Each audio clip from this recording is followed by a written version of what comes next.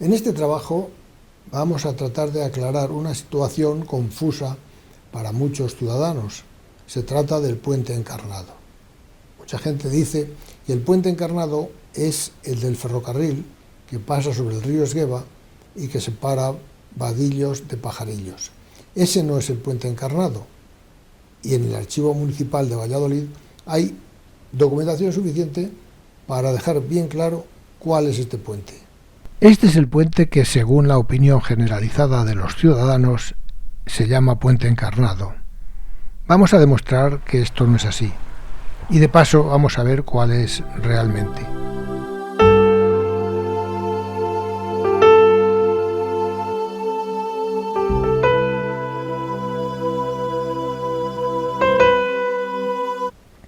Este insignificante puente esconde, bajo su tablero asfáltico, una historia que los ciudadanos desconocen. Si retrocediéramos 200 años, podríamos ver que la mayoría de estos puentecillos sobre arroyos o ríos pequeños pues eran de madera. Y claro, con el paso del tiempo se deterioraban. Y esto fue lo que ocurrió con este. Con el paso del tiempo, los carros que pasaban por ellos, esas llantas metálicas, pues lo que hacían era deteriorar. Se van comiendo poco a poco los tablones y al final pues corrían el riesgo de caer al río. Y aquí concretamente el gremio de labradores solicita al excelentísimo ayuntamiento que se repare o se haga uno nuevo con urgencia, porque ya no pueden pasar por él. Claro, en aquella época, que estábamos metidos en guerras constantemente, no había dinero para nada. De hecho, aquí vamos a ver que se libró una batalla. Ojo, una batalla carlista.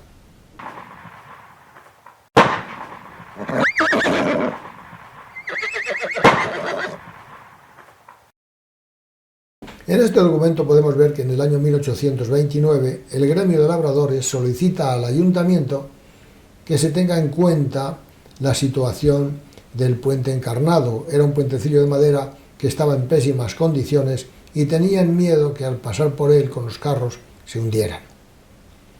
Y entonces el ayuntamiento, la comisión de obras, solicita que se construya o se arregle el puente. Con conocimiento que tiene el excelentísimo ayuntamiento de que el puente llamado el Encarnado sobre el río Esgueva padece alguna quiebra que podría remediarse a poco coste, redundando en beneficio de los labradores que están haciendo su recolección de frutos, ha acordado ponerlo en conocimiento de vuestros señores, como lo ejecuto, a fin de que tengan en cuenta las disposiciones convenientes a este fin. En Valladolid, a 27 de julio de 1829. Cuenta Pascual Madot que el general carlista Juan Antonio Zariátegui se presentó a las puertas de la ciudad en septiembre del año 1837. Como la ciudad estaba medio abandonada, pues entró sin ningún problema y se hizo dueño de ella. Enterado, el barón de Coranelet, que andaba por ahí por Vascongada luchando, se vino zumbando para acá. Se presentó a las puertas de la ciudad y le dijo a Zariátegui: vamos a ver dónde nos pegamos, dentro o fuera. El otro fue considerado y dijo: hombre, para no hacer daño a la población civil, pues pegamos fuera. Vale. La batalla tuvo lugar cerca del puente encarnado, por lo que cuentan los documentos. Siendo inferior el ejército de Coranelet, ganó la batalla. Los dos perdieron porque ahí cayó mucha gente, claro. Y en conmemoración con esa batalla, quisieron construir el puente encarnado, que llevaba detrás de ello mucho tiempo, y una columna conmemorativa en memoria de los valientes que lucharon en la batalla. Pero tampoco se hizo. Pero ¿cómo se iba a hacer con tanta batalla, con tanta guerra, si no había un real, que es la moneda del momento? Pues no se construyó hasta 1842, unos años después. Pero la columna, desde luego, no se llegó a construir, porque no había dinero para ello. Este es el plano del puente encarnado que no se llegó a realizar. Es del año 1838 y se iba a construir en conmemoración de la batalla celebrada en este lugar. En el plano vemos la columna, que tampoco se llegó a construir. Para que no haya ninguna duda de que este es el puente encarnado, el 22 de noviembre del año 1851, la Comisión de Obras se dirige al excelentísimo Ayuntamiento diciendo que lo conveniente sobre la rectificación del camino desde el puente encarnado hasta su enlace con la carretera de Burgos, solicítese del señor jefe de ingenieros de este distrito, se sirva a designar la línea para el referido camino y detallar la clase de obras que son indispensables con el cálculo de su coste. Sobre este plano de Andrés Martín de 1911 se ha montado el trazado de línea para que nos hagamos mejor idea de dónde partía y hasta dónde iba. Aquí podemos ver el trazado de línea anteriormente mencionado, que partía del puente encarnado y llegaba hasta el Camino Alto de Renedo.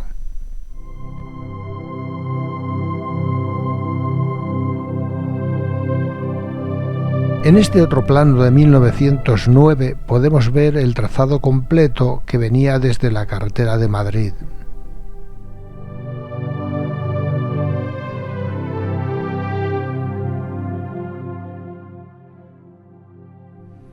El día 19 de diciembre de 1837, el Ayuntamiento Constitucional de Valladolid, que procura por todos medios mejorar la suerte de su vecindario, ha acordado construir el puente encarnado de piedra y, como las mayores ventajas han de redundar en beneficio de los labradores de esta ciudad, ya que ésta, a pesar de sus apuros y escaseces, hace el sacrificio de proporcionar la piedra del extinguido convento de San Francisco. Espera del distinguido celo que animó a ese gremio, que se prestará a transportar los materiales para la mencionada obra. Así se lo promete esta corporación de su acentuado civismo, poniéndose de acuerdo al efecto con la sección de policía de esta corporación. Habían pasado 5 años desde el anterior comunicado y no habían hecho nada.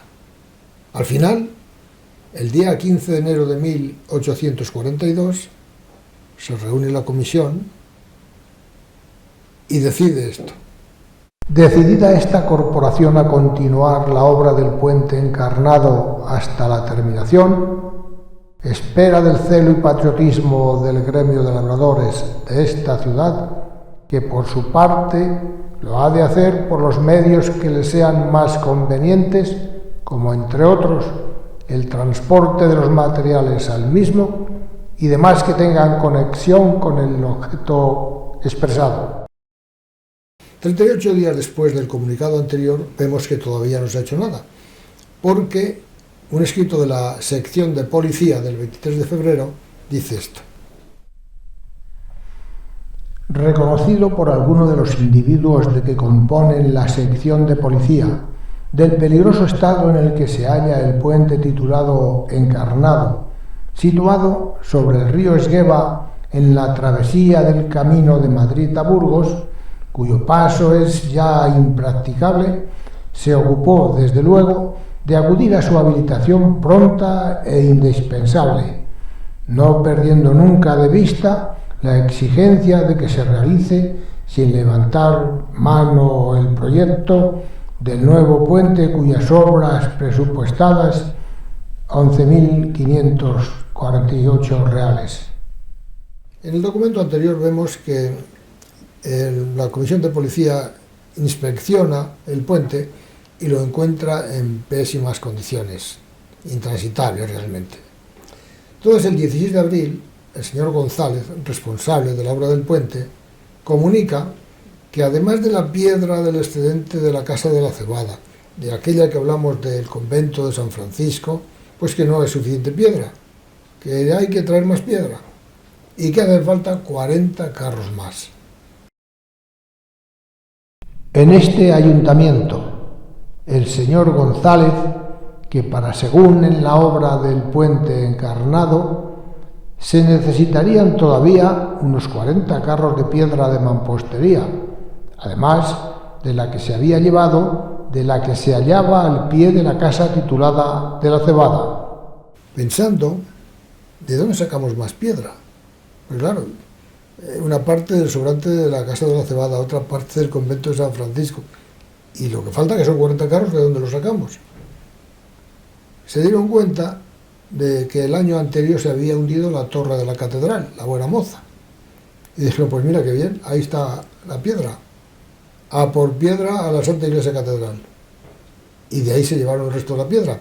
Y dice que si siguiera haciendo falta, que habría que ir a las canteras más cercanas. En este ayuntamiento se manifestó que los empresarios de la construcción del puente de piedra, donde se hallaba colocado el titulado Encarnado, pedía se le proporcionase piedra para el antepecho del mismo, y se acordó. Se dé comisión al señor regidor González para que, en unión del arquitecto de ciudad y con negligencia, se acerquen al lado lateral de la Santa Iglesia Catedral y elijan las piedras bastantes para el objeto expresado, como asimismo para que, en el caso de no haberlas en aquella, las proporcionen las canteras más inmediatas.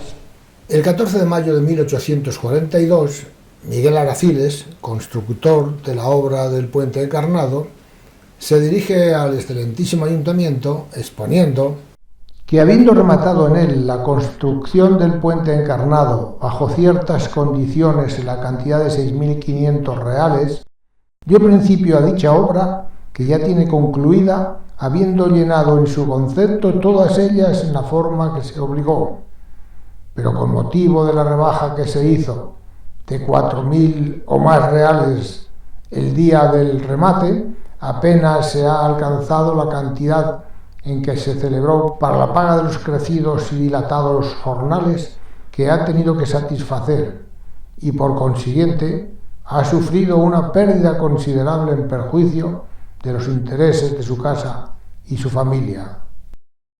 A esta súplica del señor Araciles, pidiendo al excelentísimo ayuntamiento que se le abone la última cantidad del contrato, que estaba dividido en 3 partes, pues el arquitecto del ayuntamiento le contesta diciendo que el responsable de la construcción del puente es él hasta que no haya llevado a cabo la última recepción definitiva, y como no han pasado los 6 meses de garantía, que no tiene derecho a reclamar ese dinero.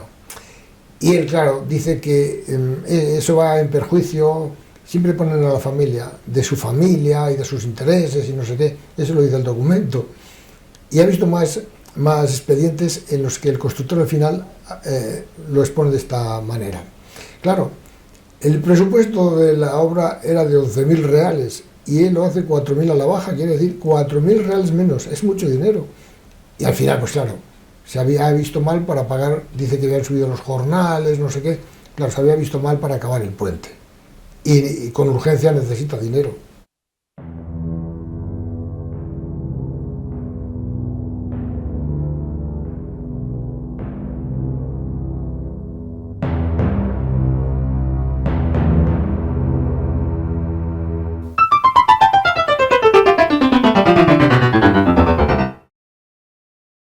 Si la historia que acabamos de contar del puente Encarnado ha sido interesante, y realmente lo es porque hemos visto que para construir los pilares han tenido que traer la piedra sobrante de 3 edificios históricos y emblemáticos en Valladolid.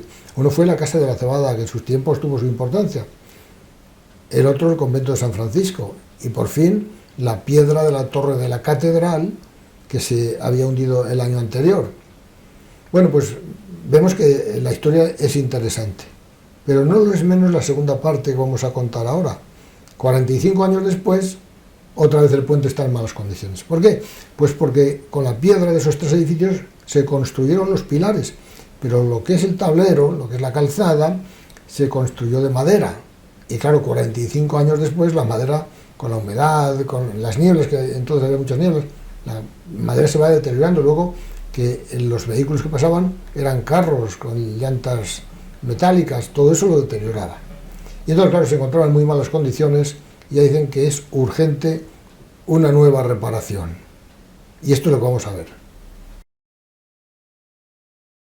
Señor alcalde, el puente del Martinete se halla en total disposición, que con objeto de evitar una desgracia ha sido necesario cortarle provisionalmente. Las maderas se hallan pasadas de tal suerte que no es posible otra reparación que echar un tablero nuevo sobre los estribos que se hallan en buen estado. Este tablero, dado que sus dimensiones son pequeñas, sería más conveniente hacerlo de hierro. Ya decíamos antes que la historia del 1842 fue muy interesante, pero esta no se queda atrás. Se trata de sustituir la madera por chapas. Entonces, todo va a ser metálico, tanto la calzada como las barandillas y los atirantados, todo metálico. La calzada van a ser unas chapas de palastro, dice, o chapas combadas, cada vez lo dice de una forma, porque yo creo que técnicamente desconocían el nombre del tipo de chapa que iban a poner, y por eso cada vez lo dicen de una forma. La cuestión es que aquí no lo había y lo tienen que pedir fuera, y aquí comienza la historia. Esta es la primera página del proyecto de reforma del puente Encarnado, que aquí lo denominan Puente de Martinete. Y yo creo que es porque a esa zona se le conocía con ese nombre. De hecho, uno de los documentos que vamos a ver dice la obra de construcción del puente que está en el Martinete, porque a esa zona se le conocía con ese nombre. Y entonces, pues se conoce que el constructor o quien fuese no lo tenía muy claro, y dijeron, bueno, pues el puente que está ahí en el Martinete.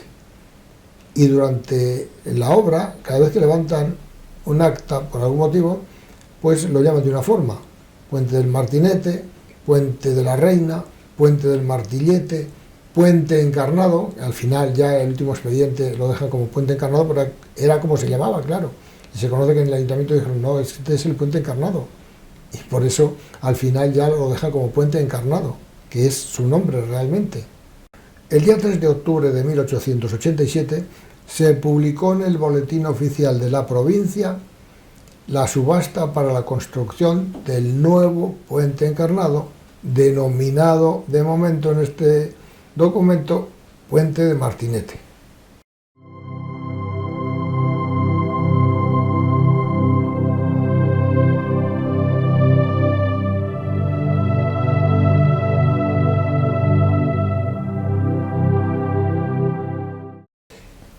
El día 9 de noviembre de 1887, a las 12 de la mañana, se celebró la subasta de la reforma del puente Encarnado, en este caso denominado de Martinete.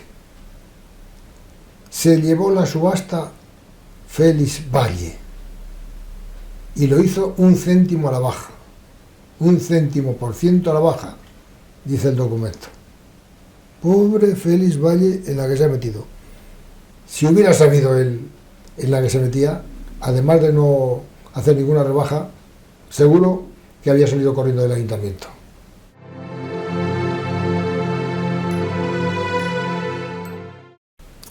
Habemos problemas. 2 meses para construir el puente.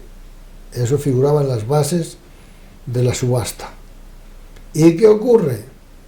Pues que esas chapas de palastro que hemos comentado las traían de Bilbao y le comunican que la empresa ha quebrado, suspensión de pagos y se acabó. Y madre mía, ¿y ahora qué hacemos? A pedirlas a Bélgica, porque realmente venían de Bélgica, no se fabricaban en Bilbao, venían de Bélgica, pues directamente a la fundición de Bélgica. Pero claro, estábamos en el año 1887. Telégrafo sí que había, por lo tanto, me imagino que todo esto lo harían por telégrafo, porque si es por carta, en lo que va la carta y viene la respuesta y tal, ya se pasan los 50 días. El caso es que el 13 de diciembre se dirige al excelentísimo ayuntamiento diciendo que le prorroguen por unos 50 días más. Él pensaba que en esos 50 días se podría solucionar, sí, ya, 50 días. 1887, a ver cómo solucionan ese problema de 50 días desde Bélgica. Al día siguiente el ayuntamiento pues le comunica que entienden el problema y que lógicamente se le concede esa solicitud de aplazamiento de 50 días. 6 meses después, el 18 de mayo de 1888, Félix Valle, constructor del tablero metálico, se dirige de nuevo al ayuntamiento exponiendo su situación. Señor alcalde presidente del excelentísimo ayuntamiento de esta ciudad, el que suscribe, contratista de la construcción del tablero metálico con destino al puente encarnado, a vuestro señor, respetuosamente expone que habiendo contratado todo el material necesario para la referida construcción con la Casa Aranar y Compañía de Bilbao, la que se encargó de adquirirlo de otra de Bélgica, ha suspendido pagos, declarándose en quiebra sin haber terminado el compromiso. Como hemos podido ver en el documento anterior, se le complican las cosas al señor Félix Valle, constructor del puente. Pero pasado el tiempo, como todo, se arreglan las cosas y por fin se acaba el puente. Y el día 7 de agosto, el señor Benedicto, que era el arquitecto municipal en ese momento, pues solicita al señor alcalde que, según los artículos 20 y 21 de la subasta de las obras, se pase la recepción provisional para ver si se puede dar de paso la obra.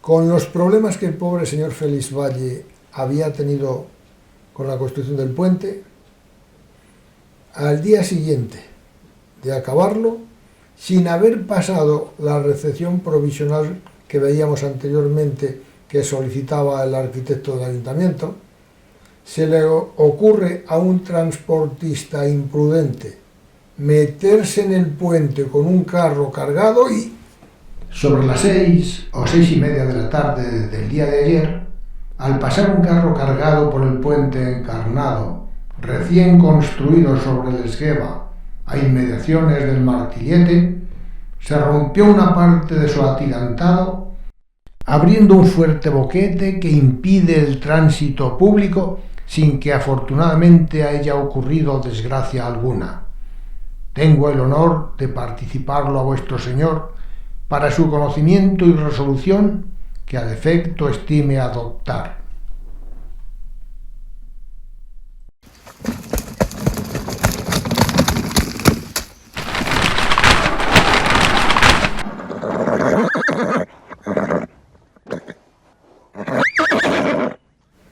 Después de todo este lío, pasan a revisar el puente y ven que los materiales empleados, las chapas y todo lo demás, que reúnen las condiciones y requisitos de las bases del concurso, del proyecto. Y entonces no le pueden echar la culpa al constructor. ¿Y quién es el culpable? Porque alguien tiene que pagar las consecuencias. Claro, los responsables del ayuntamiento quieren lavarse las manos. ¿Quién va a ser el culpable? El pobre del carro que acaba de pasar. Y dicen que iba sobrecargado, hombre, y entonces, ¿qué finalidad tenía ese puente? Si precisamente eran los agricultores los que pedían que se arreglara. Bueno, pues dicen que el puente debe ser de paso limitado, puesto que su resistencia está determinada para carros de 1 eje y 2 toneladas, o 2 ejes y 4 toneladas.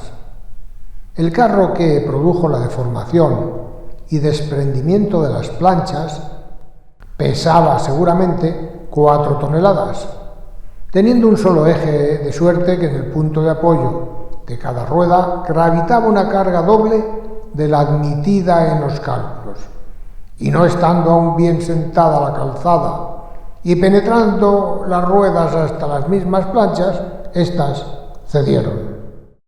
Alguien tenía que pagar el pato. ¿Y a quién le echamos la culpa?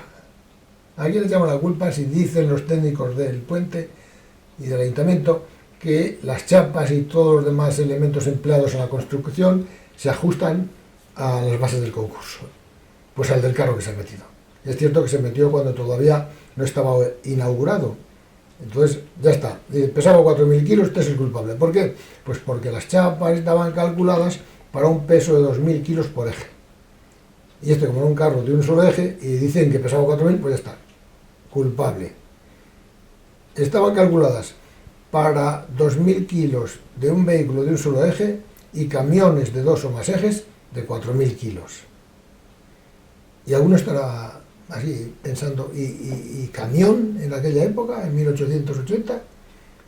Pues sí, porque el diccionario de la Real Academia de la Lengua define como camión a los vehículos de transporte de mercancías de 2 o más ejes. Eso es un camión. Si pensamos en las películas del oeste, las carretas esas de 2 ejes, pues esos eran camiones.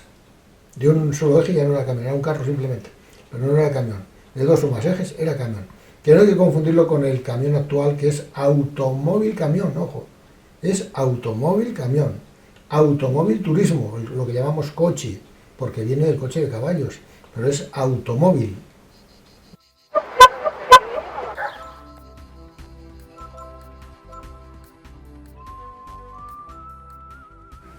Por fin, 2 años después de la subasta del tablero metálico del puente encarnado, solucionan el problema y finiquitan el tema. En diciembre de 1902, el puente se encuentra otra vez intransitable. Las chapas ya están en pésimas condiciones. Según dice un documento, parece que hasta se las llevaban y ya no pueden pasar por el puente, claro. Y deciden echar un tablero de hormigón y la empresa que lo hace es una empresa de Bilbao.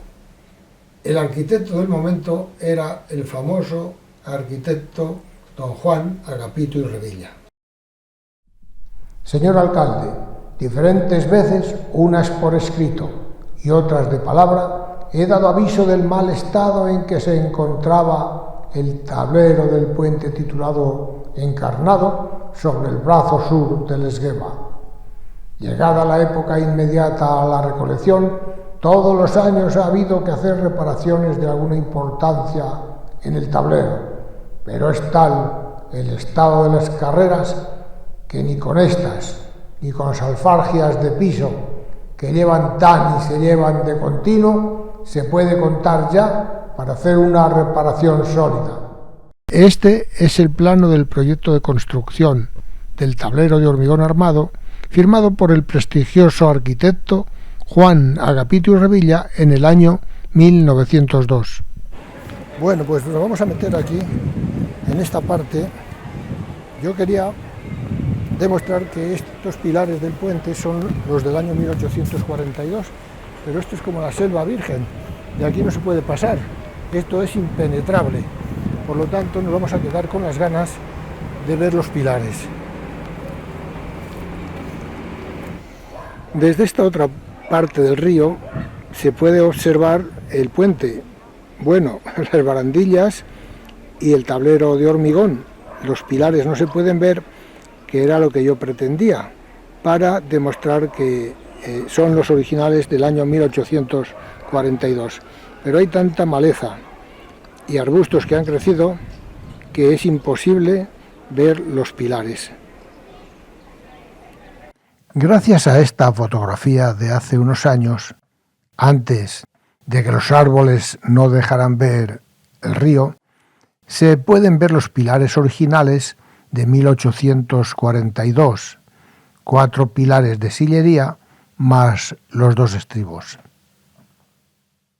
La vegetación en esta zona se ha desarrollado de tal manera que en algunas zonas casi ya no se puede ver el agua.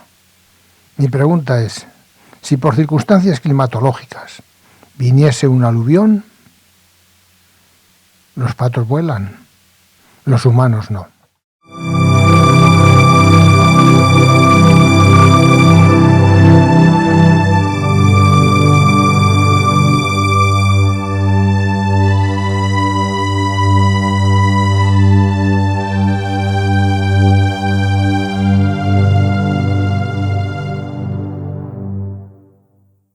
Antes de finalizar este trabajo, voy a contar una triste historia que sucedió al lado del puente encarnado.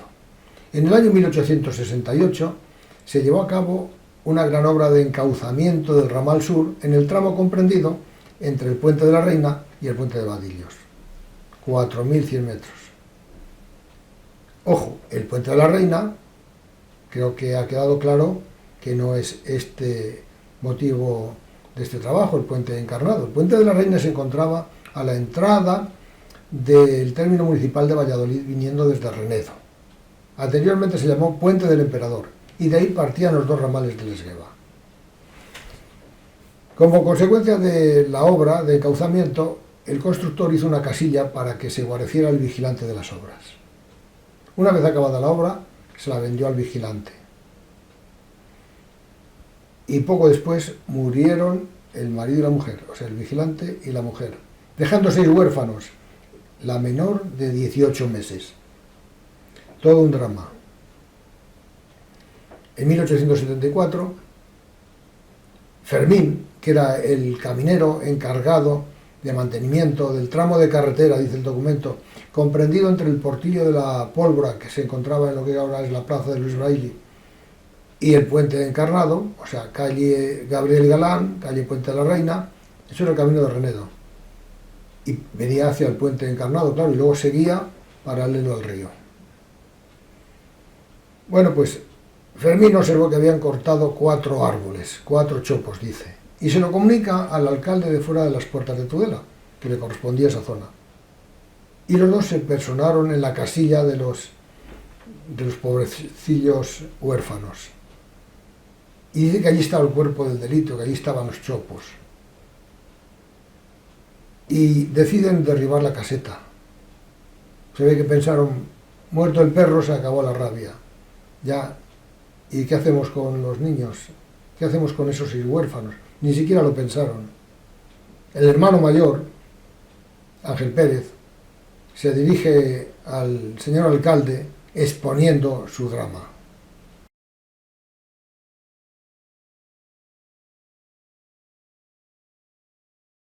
Ángel Pérez, vecino de esta ciudad, domiciliado en la caseta sita al lado del Puente Encarnado y márgenes del río Esgueva, huérfano con 6 hermanos, a vuestro señor, con su misión de vida expone que sus difuntos padres fueron empleados por vuestro señor en dicho puente para la guarda y conservación de la Esgueva y su arbolado en el año 1867, continuando sus servicios por 2 años hasta que se le dio el empleo de la cobranza de rodaje en el expresado puente, a cuyo efecto edificó una caseta de adobe por cuenta del contratista del encauzamiento del río Esgueva, cuya caseta, después de ejecutadas las obras, se la vendió a sus difuntos padres, continuando disfrutando la posesión hasta la fecha.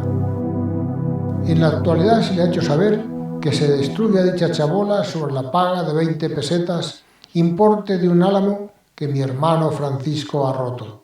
Señor, el recurrente, menor de edad, en unión de sus 5 hermanos que se hallan a su cargo, si se lleva a cumplido y debido efecto la destrucción de la caseta, se les coloca en la desgraciada suerte de tener que ir a implorar la caridad pública cuando arrastradamente por el mundo con su hermanita de edad de 18 meses, la cual, intervino el suplicante, se dedica al trabajo para adquirir la subsistencia para ellos.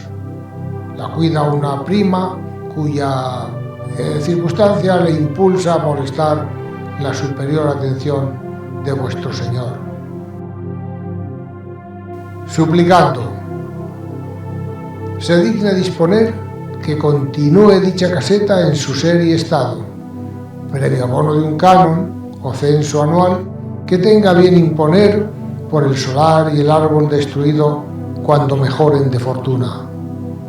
Gracias que no desea merecer de su acreditada justificación y bondad, y vivirán rogando que Dios en vida dilatados años para proteger a los desgraciados. Valladolid, marzo 12 de 1874.